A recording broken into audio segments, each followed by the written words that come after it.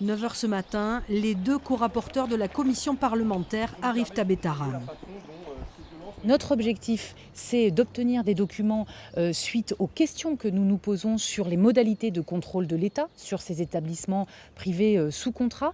Et ici, à Bétharram, c'est là que les révélations ont commencé. Reçus par la direction de l'établissement scolaire, les deux députés ont passé plus d'1h30 à visiter les lieux et à consulter des archives.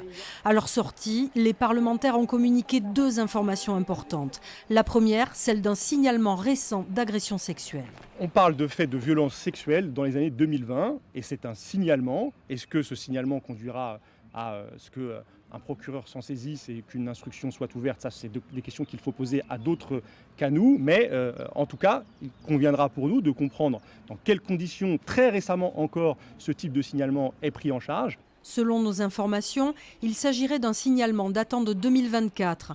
Des parents d'un élève ont écrit à l'établissement scolaire pour informer des violences sexuelles subies par leur enfant. L'institution aurait transmis les données à la gendarmerie.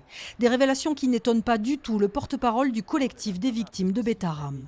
On nous explique depuis 1 an et demi que l'établissement a complètement changé, que tous les faits qu'on relate sont extrêmement anciens. Et on se rend compte petit à petit que ça se rapproche de nous d'une façon qui devient de plus en plus inquiétante. Donc j'appelle une nouvelle fois les parents à se mobiliser parce qu'il faut tracer. Deuxième information communiquée par les députés, l'absence d'archives anciennes, notamment concernant la médecine scolaire.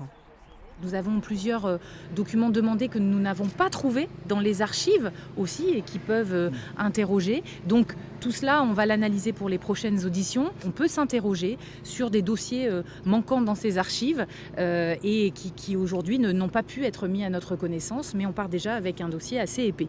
Toujours selon nos informations, l'établissement prévenu de l'inspection de l'éducation nationale aurait déménagé ses archives les plus anciennes vers un lieu inconnu.